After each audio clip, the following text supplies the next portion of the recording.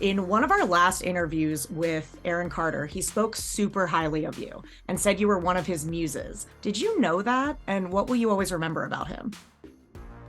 Aaron was such an immense such an immense light in our lives, and I just wish all of the love I possibly can to his friends and family right now. Riverdale, I can't believe it's coming to a close. Have you begun to process? Are you okay? Well, I'm currently on episode 4 of season 7 shooting. I haven't begun the process, honestly. It feels like I've been doing this for so long that I'm just like, yep, another season, I'll be back next year. And then when it's over, it's gonna hit me and it's gonna be really emotional. I'm excited. I think it's gonna be nice to have more time to do other projects and to explore other characters and dive in deeper to new experiences. At the same time, I absolutely love our crew. We've had the same crew for 7 years, which is insane, and the same cast for 7 years. So that I'm going to miss terribly. Yeah. Cheryl's done some truly wild things throughout the series, but is there one thing you really want her to do before the series ends? I really wanted her to ride a broomstick, but it seems as if those days are not going to happen. I'm really bummed about that. I really wanted to be put on wires on a broomstick. I don't know why. It's like my Halloween dreams come true. The blonde brunette redhead TikTok account. I've been with a baddie. She calm, so I added to the tally. Madison button calling her Maddie. Does it thrive? Does it continue? We've been discussing. I mean, we're going to continue hanging out, so I think it'll continue as well. Yeah, it'll be different, but we'll figure it out. Recently, Cheryl got like those Phoenix powers. It gave me a little bit of Scarlet Witch vibes. You've been fan cast as Mary Jane, Poison Ivy, all kinds of characters in recent years. Is any of that world of interest to you? Is there a character you would love to play in like the MCU or DC or something like that?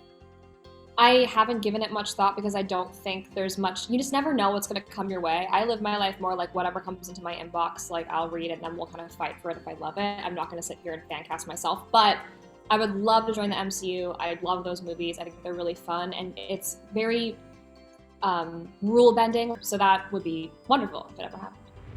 My dream is to own a hotel.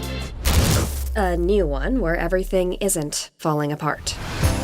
You know you could do a lot better than this old hotel of ours. I love this old hotel of ours. It's not always the place that's important, it's the people. I want to ask about Mina Masu because I absolutely love him. What was it like working with him? We've known each other for a while, actually. We met doing an interview for Lily Singh a couple years ago and just connected because we're both vegan and we just really got along. And then when this opportunity came about, we both jumped at it just because we really wanted to work together. And he's so lovely and so collaborative and just as charming as you imagine, if not more.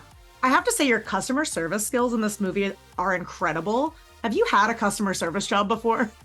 I've had like 100. What was your biggest one? Not an understatement. My biggest one, I have 2 I can think of. I was a hostess at a very bougie Hollywood restaurant and got screamed at by every big agent in town because they couldn't get a reservation.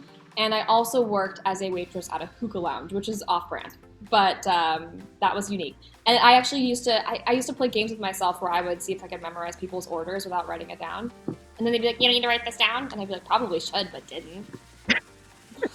Was it always wrong? Actually, no. I mean, I memorize things for a living, right? So It's true. I was pretty good. I made a couple mistakes here and there, but like for the most part, there's a reason I don't do it now. I don't think I was that great. Is Christmas your favorite holiday, or if not, what is? I have a tie. It's Halloween and Christmas to me. Well, The 2 hard hitters. the trio killed Halloween. I put a spell on you, and now you're gone. My planet fell on you, and it was strong. That's the part of Halloween that we love. And then Lily and I will go and do every haunted house we can possibly find. Cammie could not be bothered to join that. To completely 180 from the warm hug of Christmas to horror, The Strangers was a movie that scared me more than any other horror movie in the world because I felt like it was like the main characters did everything they could and still like couldn't.